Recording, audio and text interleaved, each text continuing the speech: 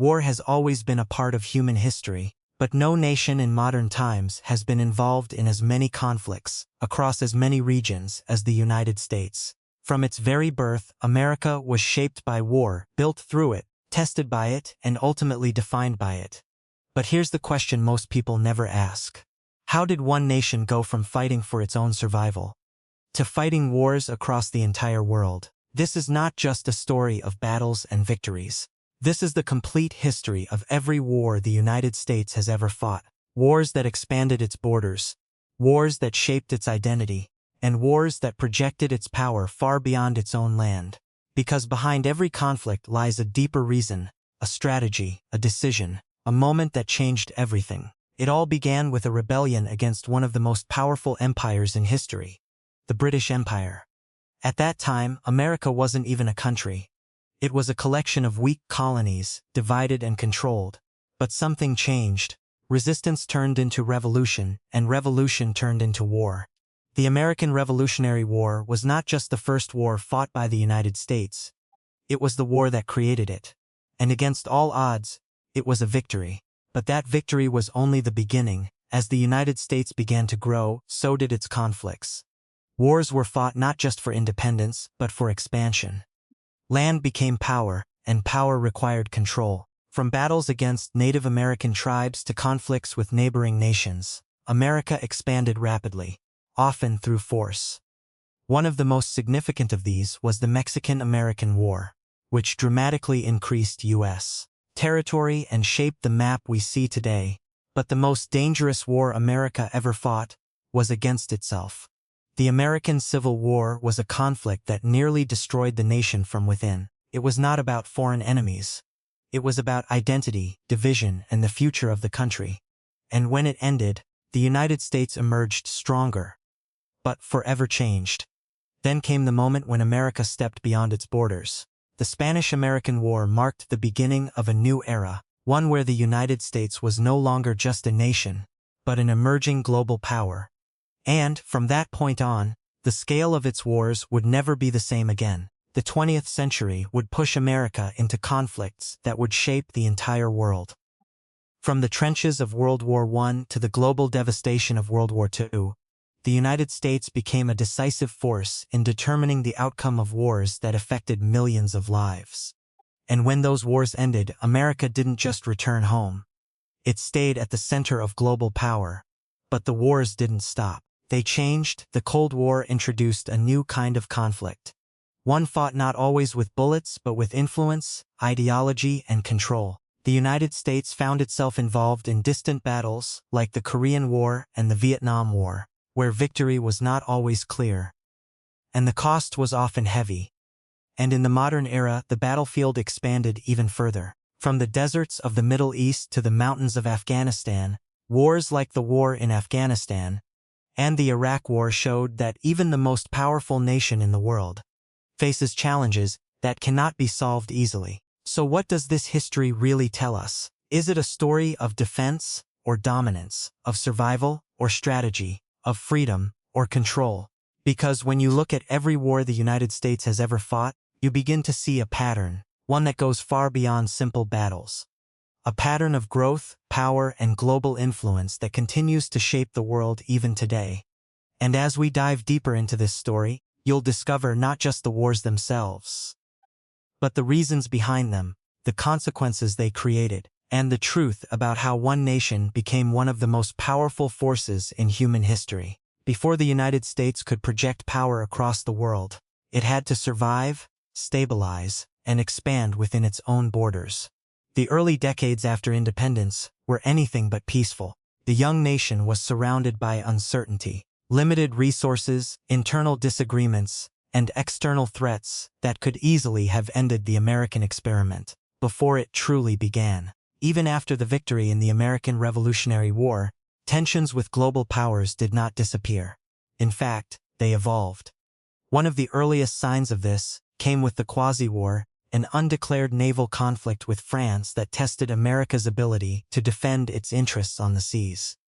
It was a small war compared to those that would follow, but it sent a clear message. The United States was willing to protect its sovereignty, even against major powers. Soon after, America faced a more direct challenge. The War of 1812 brought the nation back into conflict with the British Empire. This war was not just about territory. It was about proving that the United States could stand on its own. British forces pushed deep into American territory, even burning Washington, D.C., in a dramatic show of power. But despite these setbacks, the United States held its ground. When the war ended, it reinforced a growing sense of national identity. America was no longer just a former colony. It was a nation that could survive against one of the strongest empires in the world. But survival was only the first step. Expansion quickly became the next goal. As the population grew, so did the desire for land. The United States began to push westward, driven by a belief that its future depended on controlling the continent. This expansion was not peaceful. It led to a series of conflicts with Native American tribes, often referred to collectively as the Seminole Wars and other regional battles. These wars were brutal and complex, involving not just military confrontations, but also forced removals and deep cultural consequences that would shape the nation's history. At the same time, America's ambitions brought it into conflict with neighboring countries. The most significant of these early expansion wars was the Mexican-American War. This war marked a turning point. It was not just about defending territory. It was about acquiring it. By the end of the conflict, the United States had gained vast regions of land, including what are now major parts of the western United States. This dramatically increased the country's size and resources, setting the stage for its future growth. However, this rapid expansion came with a cost. As new territories were added, tensions within the country began to rise. Questions about how these territories would be governed, and whether slavery would be allowed, created deep divisions. These divisions would eventually lead to the most destructive conflict in American history, the American Civil War. Unlike previous wars, this was not about external enemies or expansion. It was a war for the identity of the nation itself. The scale of the conflict was massive, and the impact was profound. Entire regions were devastated, and hundreds of thousands of lives were lost. Yet, despite the destruction, the outcome of the Civil War fundamentally reshaped the United States. It preserved the Union and laid the groundwork for a stronger, more unified nation. It also accelerated industrial growth and modernization, pushing the United States closer to becoming a major power.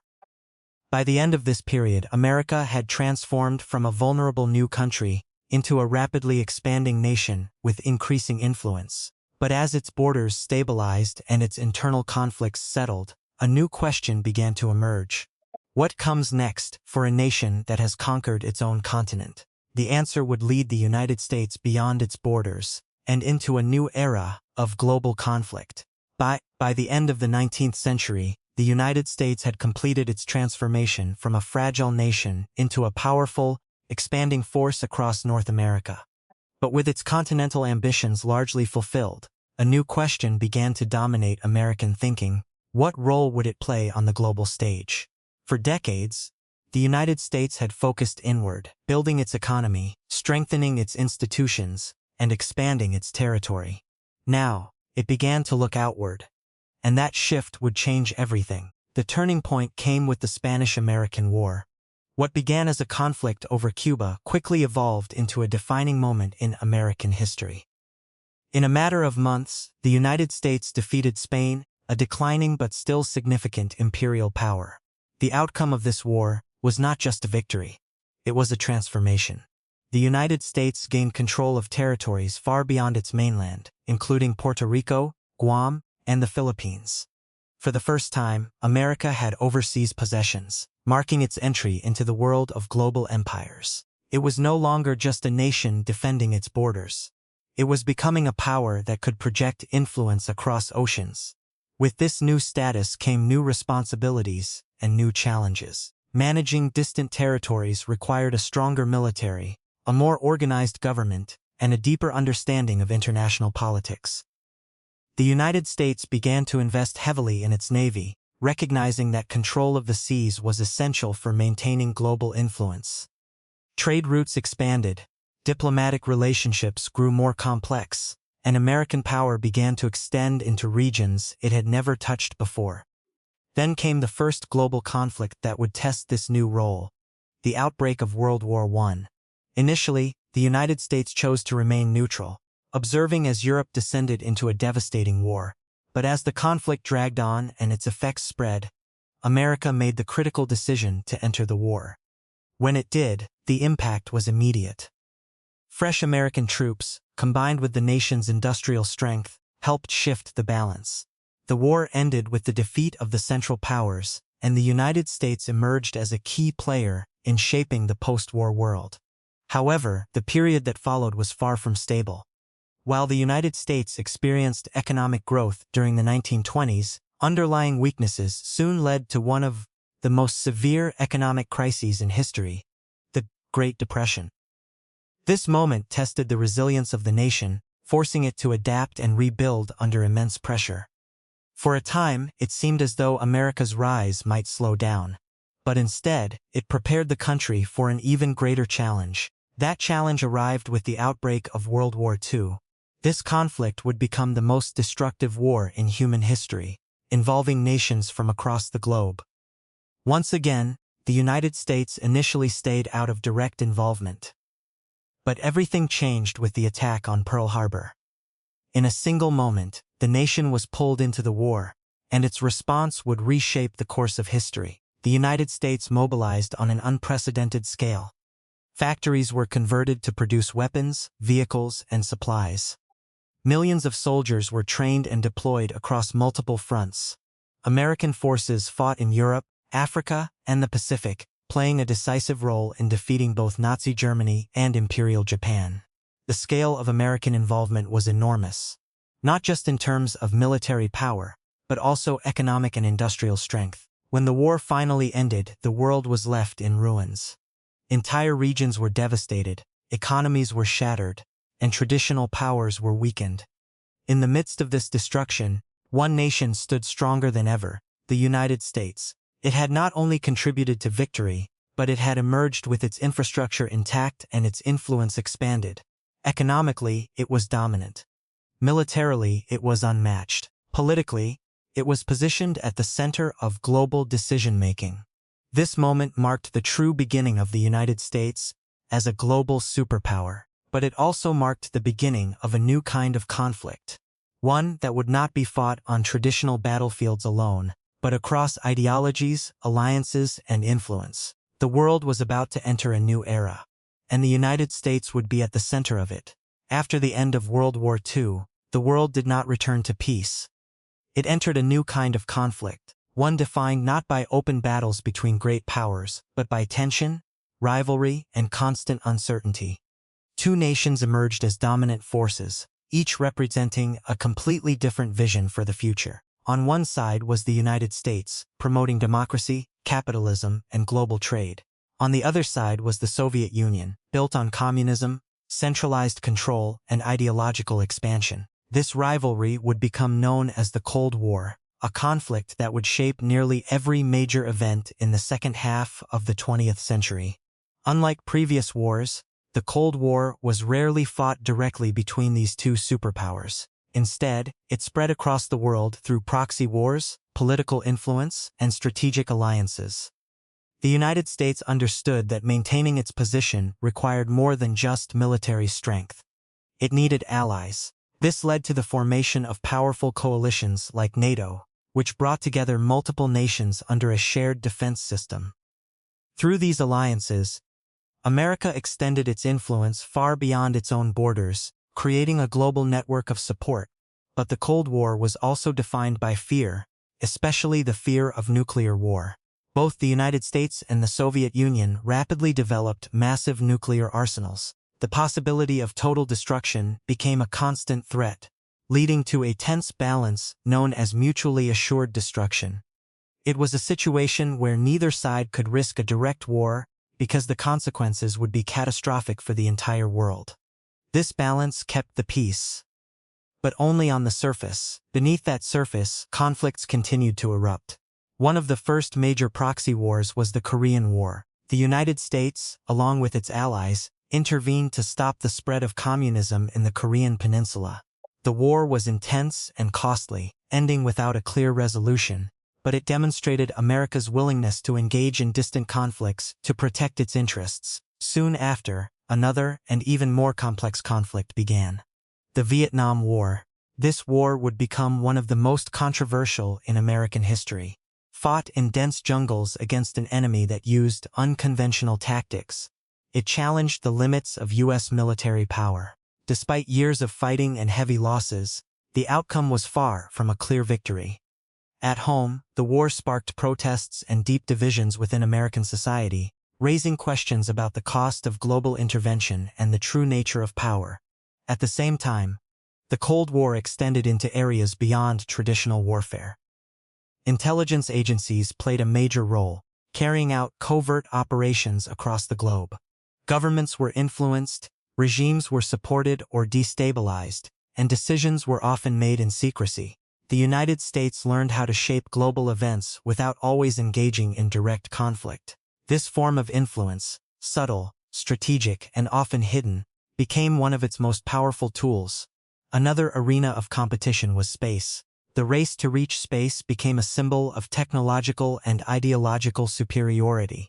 The United States invested heavily in innovation, eventually achieving one of the most iconic milestones in history, landing astronauts on the moon. This was more than a scientific achievement. It was a statement of dominance, a demonstration that America could lead not just on Earth, but beyond it. As the decades passed, the pressure between the two superpowers continued to build. Economic challenges, political unrest, and internal weaknesses began to affect the Soviet Union. And then, in 1991, something unexpected happened. The Soviet Union collapsed. The Cold War came to an end, and with it, the long-standing rivalry that had defined global politics for nearly half a century. When it was over, only one superpower remained: the United States. It had outlasted its greatest competitor and emerged as the dominant force in the world. But while the Cold War had ended, the story of American wars was far from over. Because the next era would bring new enemies, new battlefields, and new challenges. Ones that would test the limits of American power in ways the world had never seen before. As the Cold War came to an end, the United States entered a new era. One where it stood as the only global superpower. But instead of peace, this period brought a new type of conflict. The enemies were no longer powerful nations alone, but also unstable regions, militant groups, and unpredictable threats. The nature of war was changing, and so was America's role in it. The first major test of this new era came quickly with the Gulf War.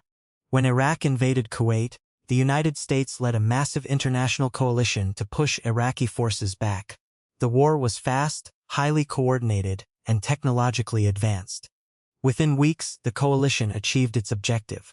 It was a clear demonstration of modern American military power, precision, speed, and global coordination. But it also set a pattern. The United States was no longer just defending itself. It was actively shaping global stability. Through the 1990s, America became increasingly involved in regional conflicts.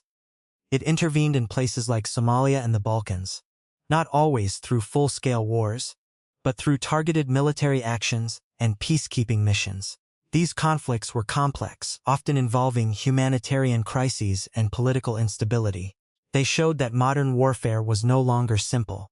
It required strategy, diplomacy, and constant adaptation. Then came a moment that changed everything: the attacks of September 11, 2001. In a single day, the sense of security within the United States was shattered. The threat was no longer distant.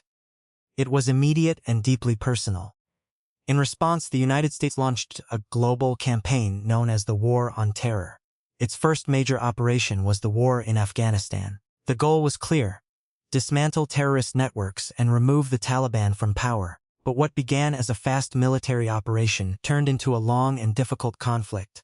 The terrain was harsh, the enemy was unconventional, and victory became increasingly complex. Over time, it became the longest war in American history. Just 2 years later, the United States opened another front: the Iraq War.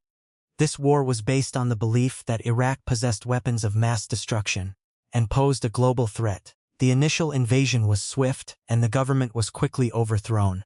But the aftermath was far more complicated. Insurgency, instability, and internal conflict turned Iraq into a prolonged battlefield. The war raised serious questions, not just about strategy, but about the long-term impact of intervention. As these wars continued, the way America fought began to evolve. Large-scale invasions were gradually replaced by targeted operations. Technology became a central part of warfare. Drones, surveillance systems, and precision strikes allowed the United States to engage enemies without always deploying massive ground forces. War was becoming faster, more precise, but also more complex and less visible. At the same time, the United States expanded its global presence. Military bases were established in strategic locations, alliances were strengthened, and influence spread through both military and economic power. But with this influence came increasing criticism. Questions were raised about the cost of these wars, both in terms of human lives and global stability. Supporters argued that these actions were necessary for security. Critics argued that they created new conflicts instead of solving old ones. By the early 21st century, one thing had become clear: the United States was still the most powerful military force in the world. But power alone was no longer enough to guarantee clear victories.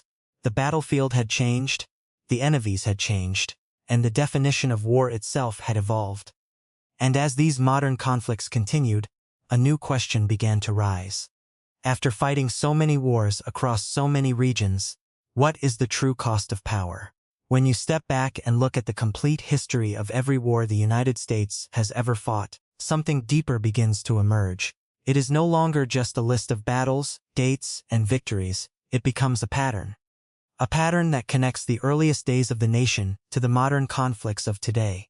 Because each war, no matter how different it may seem, is part of a larger story about power, survival, and influence. It began with survival.